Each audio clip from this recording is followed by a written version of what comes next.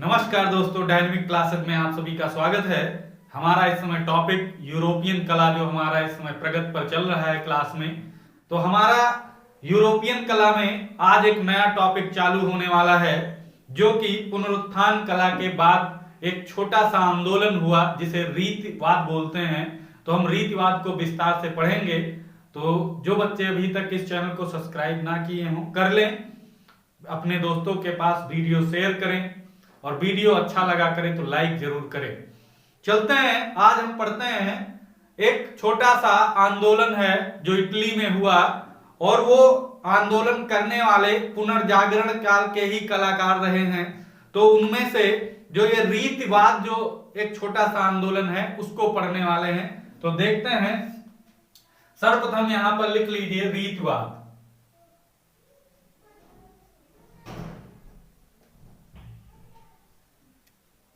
रीतिवाद या इसे मैनरिज्म बोलते हैं।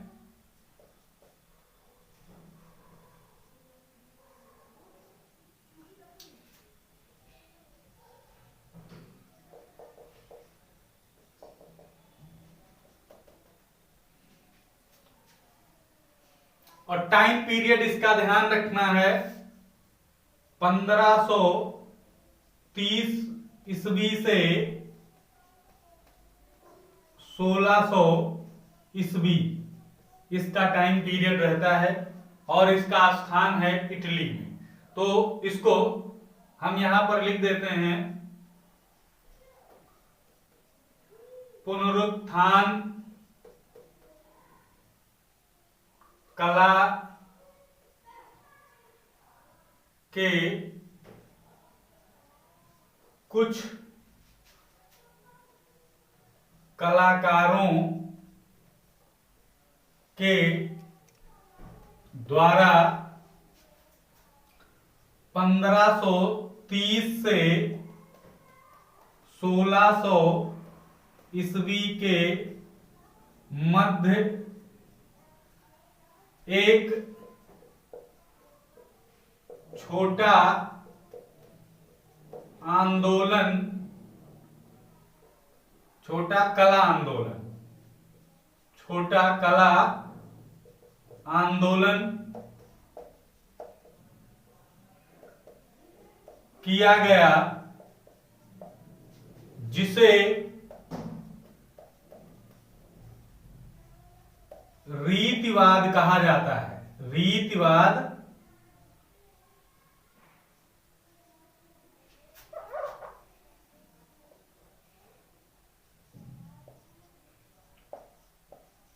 कहा जाता है। यहां पर यह चीज समझना है कि रीतिवाद जो है वो कहीं अन्य जगह के कलाकार नहीं थे। पुनर्जागरण काल या पुनरुत्थान कला के कुछ कलाकारों ने एक बहुत छोटा इटली में आंदोलन किया, जो कला आंदोलन है उसी का नाम रीतिवाद रखा गया। तो ये रीतिवाद देख लीजिए, कुछ कलाकार जो थे वो पुनरुत्थान कला से संबंधित हैं, और ये कब किया गया तो 1530 से 1600 ईस्वी के मध्य किया गया था। तो अगर ये क्वेश्चन आ जाए रीतिवाद क्या है, तो ये एक कला आंदोलन है। क्या है? कला आंदोलन है, ध्यान रखेंगे, जिसे रीतिवाद कहा जाता है। तो ये चीज आपको यहां से समझ में आ गई होगी। कुछ कलाकारों के द्वारा ये आंदोलन किया गया, और ये आंदोलन किया कहां गया था तो लिख लीजिए रीतिवाद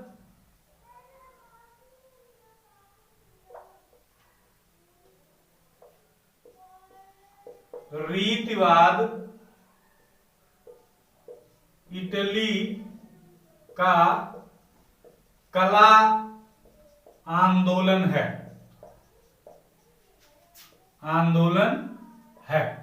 ये भी चीज इंपॉर्टेंट है, अगर पूछ ले रीतिवाद कहां से संबंधित है तो ये इटली से संबंधित है। इसको भी अच्छी तरीके से आप लोग ध्यान रखेंगे। इसके जनक कौन है? जनक की बात करें या इसी को कह सकते हो पिता, तो इसके जनक हैं माइकल एंजेलो। माइकल एंजेलो इसके जनक या पिता हैं। अगर बात करें विकास तो विकास राफेल के शिष्यों के द्वारा किया गया, शिष्यों के द्वारा किया गया।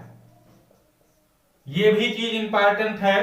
देखिए रीतिवाद आते आते वो माइकल एंजेलो ही सिर्फ जीवित थे, बाकी राफेल और वो एक जो मूर्तिकार थे उनका क्या नाम था, सभी जानते हैं उनका नाम विंची।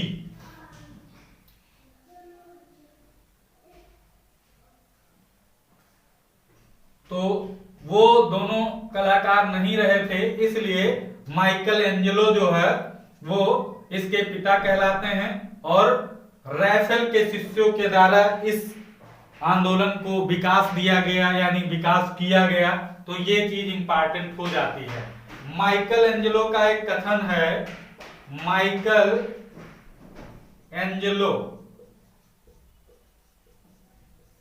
का कथन, एक इनका कथन बहुत प्रचलित है, वो कथन लिख लें। ये किसकी कहावत है, ध्यान रखेंगे तो, गतिपूर्ण आकृति से, लिख लीजिए, गतिपूर्ण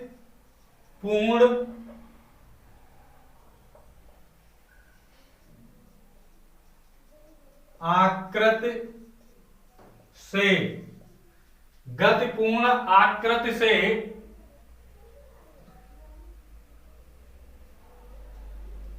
गतिपूर्ण आकृति में, लिख लीजिए, में सबसे ज्यादा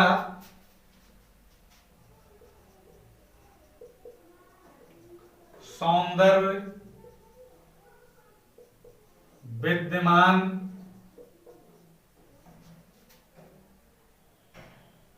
रहता है। गतिपूर्ण आकृति में सबसे ज्यादा सौंदर्य विद्यमान रहता है। ये चीज आप लोग ध्यान रखेंगे। ये किसका कथन है, तो माइकल एंजेलो का कथन है। गतिपूर्ण आकृति में सबसे ज्यादा सौंदर्य विद्यमान रहता है। और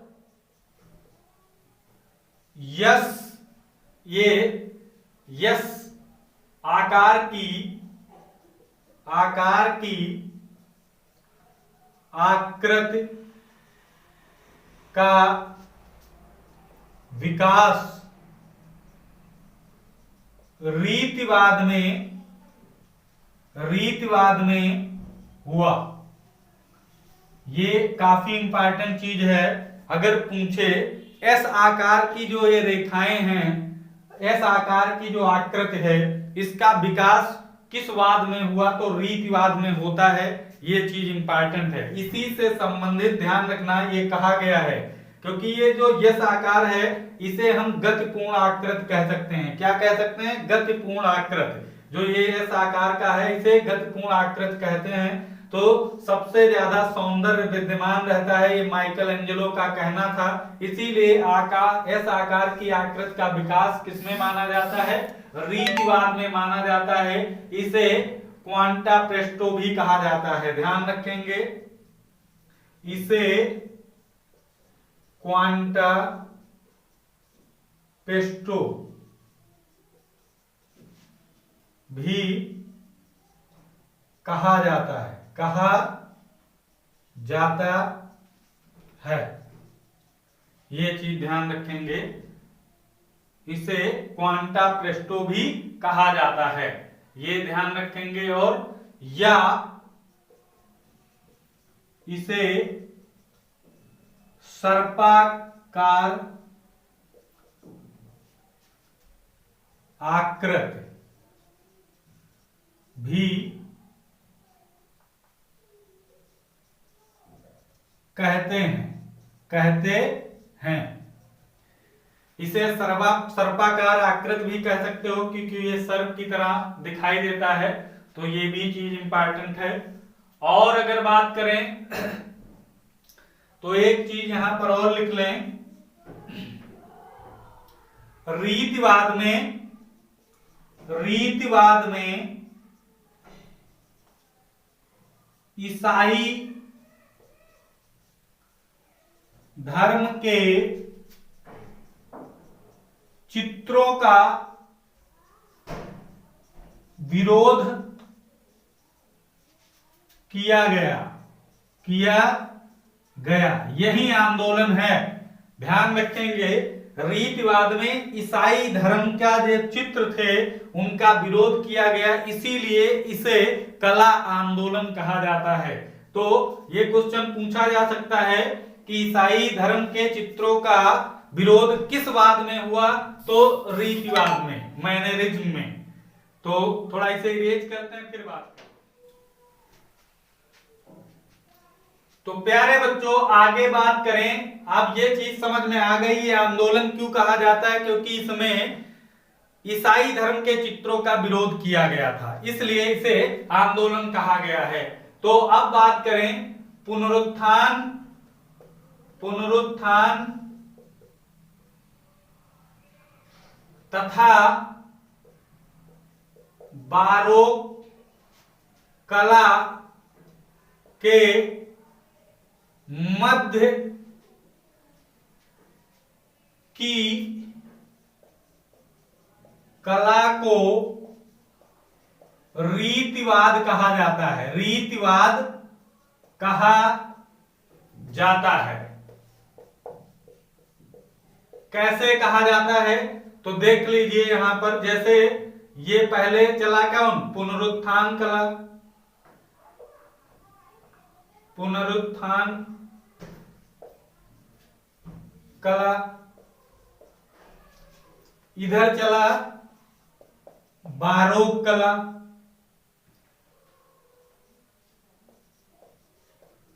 पुनरुत्थान कला का टाइम पीरियड क्या है, तो सभी को पता है 50 से 1530 तक, और बारोक कला का है 16 से 18 तक, 1600 से 1800, ये बारोक कला का समय है।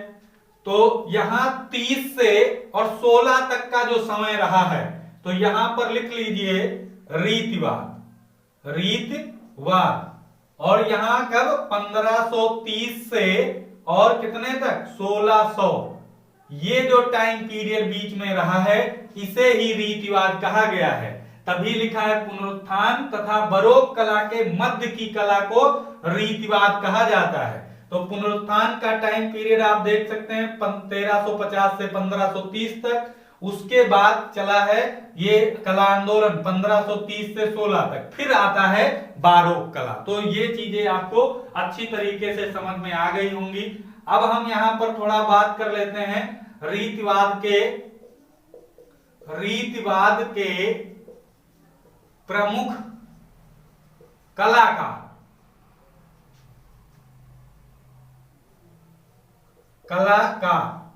रीतिवाद के प्रमुख कलाकार, या इन्हीं को कह सकते हो, क्योंकि आपको बताया गया है कि रैफेल के शिष्यों के द्वारा इनका विकास हुआ, तो वही कलाकार होंगे। तो लिख सकते हो रैफेल के अनुयायी,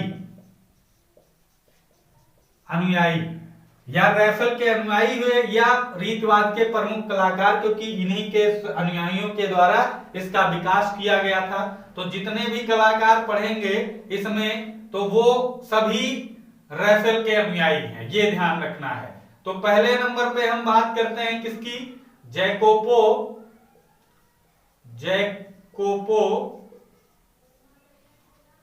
पोंतोर्मो।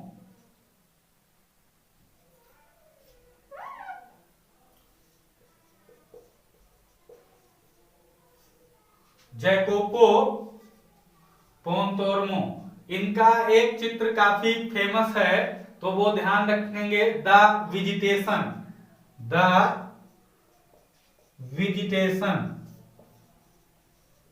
ये चित्र इनका काफी फेमस है, तो इसको अच्छी तरीके से ध्यान रखेंगे। दूसरे अगर बात करें तो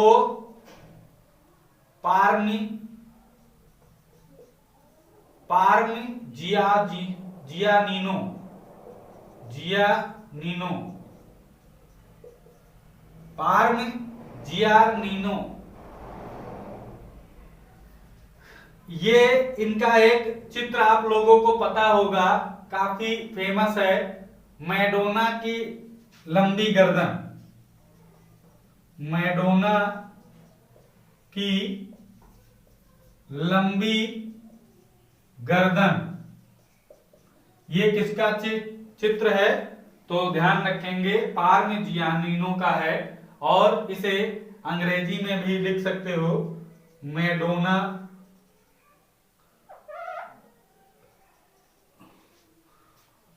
विद ए लॉन्ग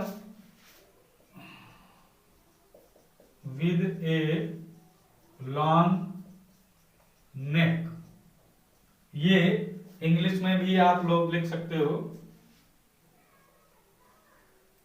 ये डब्ल्यू है, विद ए लॉन्ग नेक। तो ये ध्यान रखेंगे, ये किसका है? मैडोना की लंबी गर्दन, तो पार्मिजियानिनो का है, ये भी इंपॉर्टेंट है, ध्यान रखेंगे। और अगर इनकी एक और बात करें, तो क्या है? छाया प्रकाश करते हुए, छाया प्रकाश करते हुए, ये सा बना दीजिए, छाया प्रकाश करते हुए काष्ठ मुद्रण,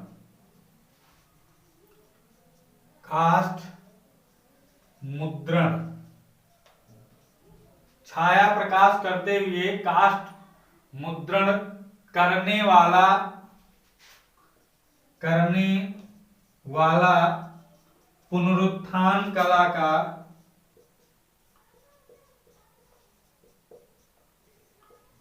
का एकमात्र कलाकार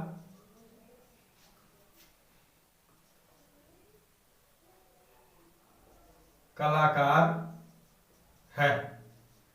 अगर बात करें, काष्ठ माने लकड़ी पर जो है छाया प्रकाश करते हुए एकमात्र पुनरुत्थान कला का कलाकार जो है वो पार्मिजियानिनो ही है।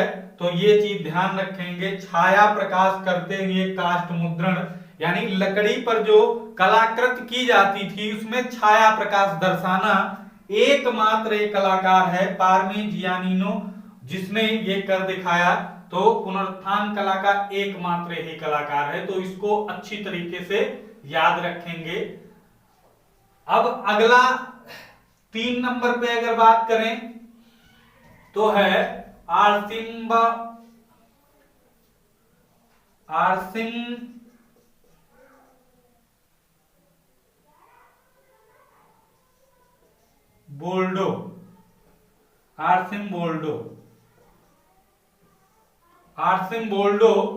इसका एक चित्र है, सम्राट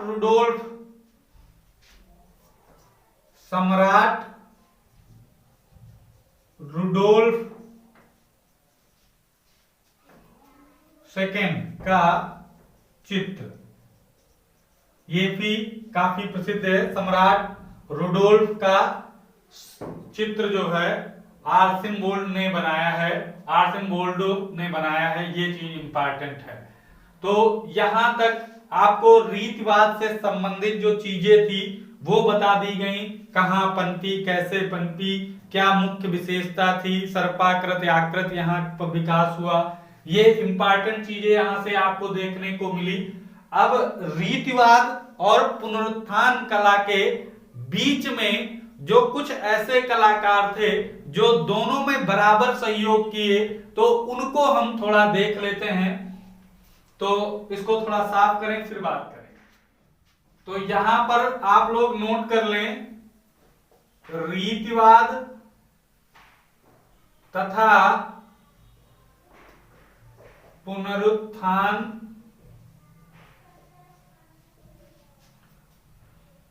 काल के प्रमुख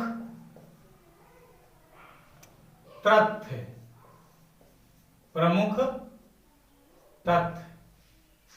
ये चीज थोड़ा यहाँ पर नोट कर लें तो ज्यादा अच्छा रहेगा। रीतिवाद तथा पुनरुत्थान कला के या काल के प्रमुख तथ्य जो हैं उनको हम देखेंगे। तो एक चित्रकार हुए हैं एलेग्रेको। तो इनको जरा देखते हैं। यह ग्रीस के निवासी थे या कहां के निवासी थे? ग्रीक के निवासी थे। यह समन्वयवादी कलाकार कहलाते हैं। अगर पूछ ले समन्वयवादी कलाकार किसे कहा जाता है तो एलेग्रेको को कहा जाता है।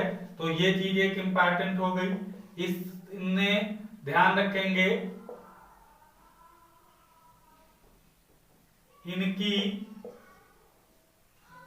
कला में बाइजेंटाइन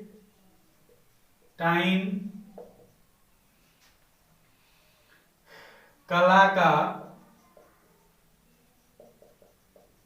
समन्वय मिलता है।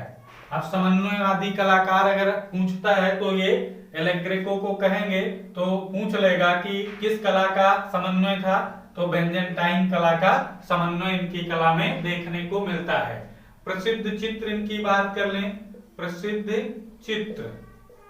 इनके प्रसिद्ध चित्र कौन कौन से हैं उन पर चर्चा करते हैं।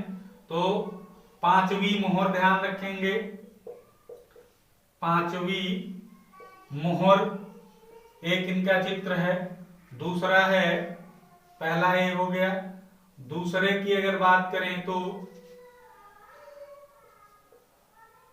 तलवार के साथ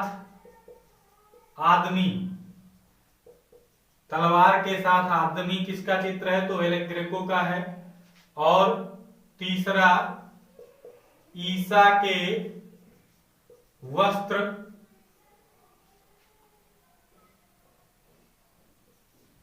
उतारना, ईसा के वस्त्र उतारना चित्र किसका है? तो ये भी इनका है। और 4 नंबर पर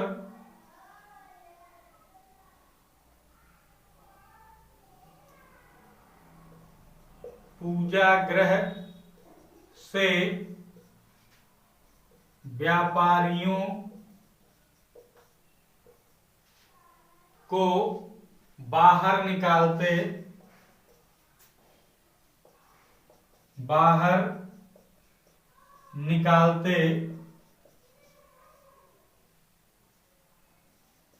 ईसा। पूजा गृह से व्यापारियों को बाहर निकालते ईसा। और 5 नंबर पे अगर बात करें तो ओरगाज का 100 दफनाना। ओरगाज का 100 दफनाना ये भी काफी प्रसिद्ध चित्र है। 6 नंबर पे अगर बात करें तो मंदिर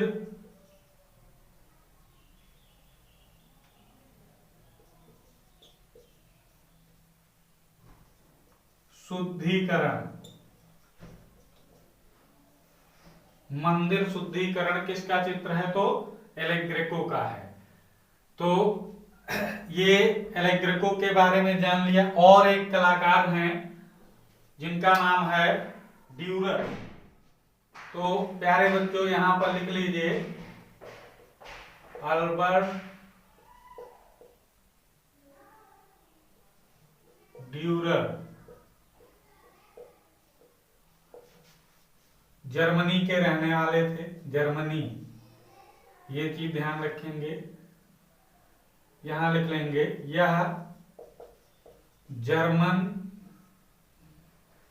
प्रिंट मेकर थे।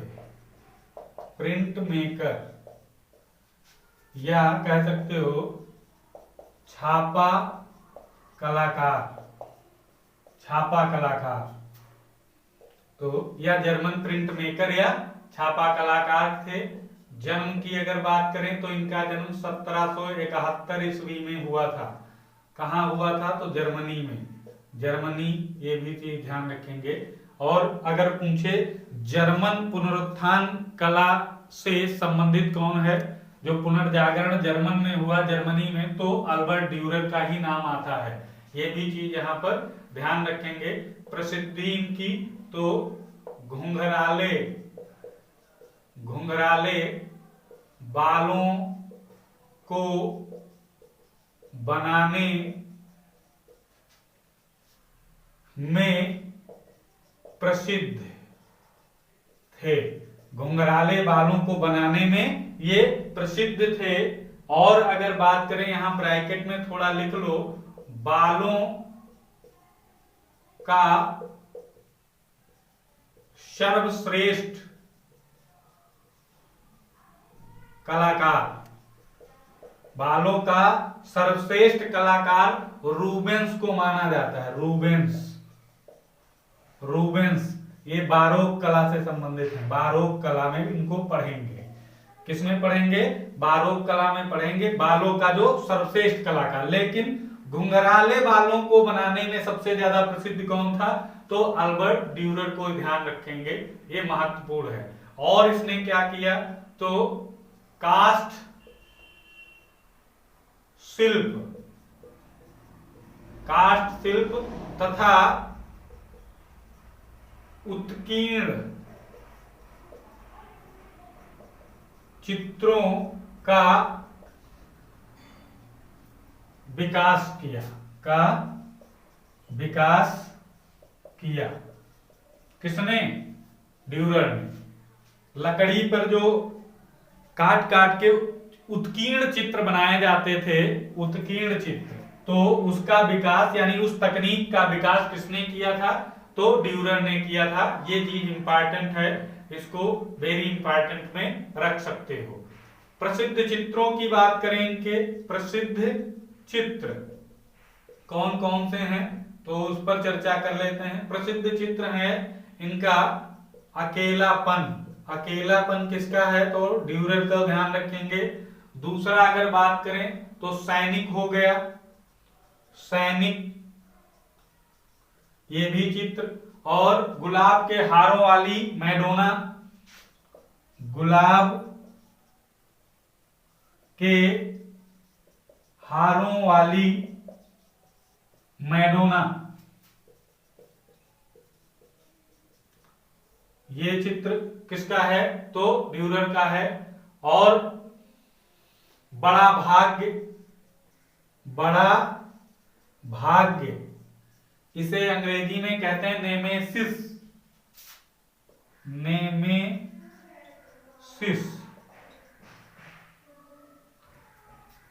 है नेमेसिस, बड़ा भाग्य जिसे बोलते हैं, तो बड़ा भाग्य हो गया। मजूसियों की आराधना, मजूसियों की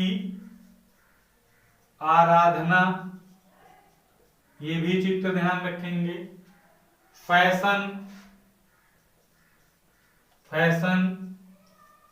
अगला चार धर्म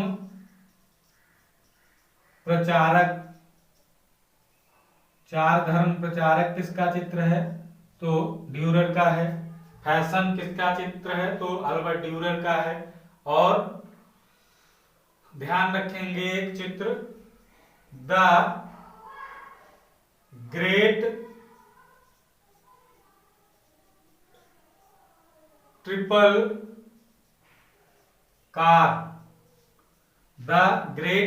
कार, ये भी इनका चित्र है। और the life of virgin, the life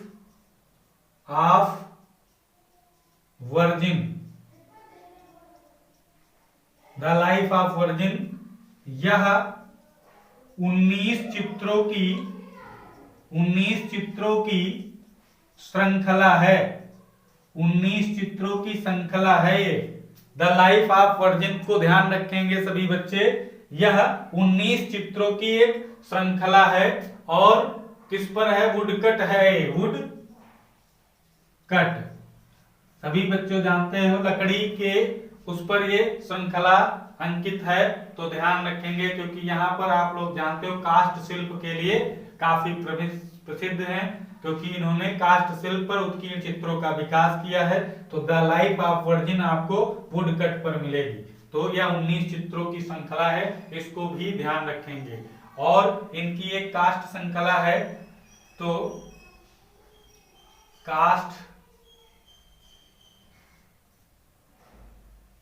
श्रृंखला, इनकी एक काष्ठ श्रृंखला है एपोकिलिप्स, एपोकिलिप्स,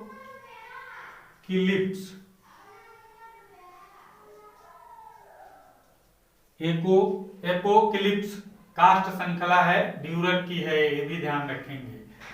इनके थोड़ा यहाँ पर 2 ग्रंथ बचते हैं, वो लिख लेते हैं। इनके 2 ग्रंथ जो हैं उनको हम यहाँ पर लिख लेते हैं, फिर अपनी बात को समाप्त करते हैं। 2 ग्रंथ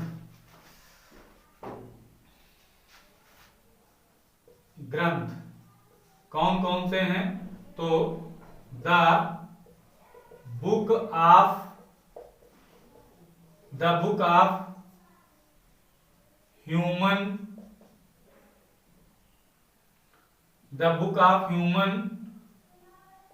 प्रपोर्शन,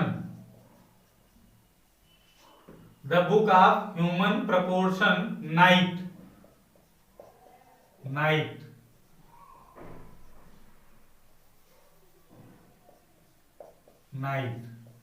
एक ये हो गया पहला। और दूसरा एक याद रखना है, डेथ एंड द डेविल, ये दूसरा है, ये पहला है। ये इनके 2 ग्रंथ सभी बच्चे ध्यान रखेंगे कि क्यों हैं, तो यहां पर लिख लो, ड्यूरर के हैं। किसके हैं? ड्यूरर के हैं, काफी प्रसिद्ध हैं, तो इनको अच्छी तरीके से पढ़ लेना है क्योंकि इनसे क्वेश्चन पूछे जाने की संभावना बहुत अधिक है। तो प्यारे बच्चों, आपने विस्तार से रीतिवाद को भी देख लिया है। तो आज के वीडियो में इतना ही, फिर कल मिलते हैं अगले टॉपिक को लेकर के। जय हिंद, जय भारत।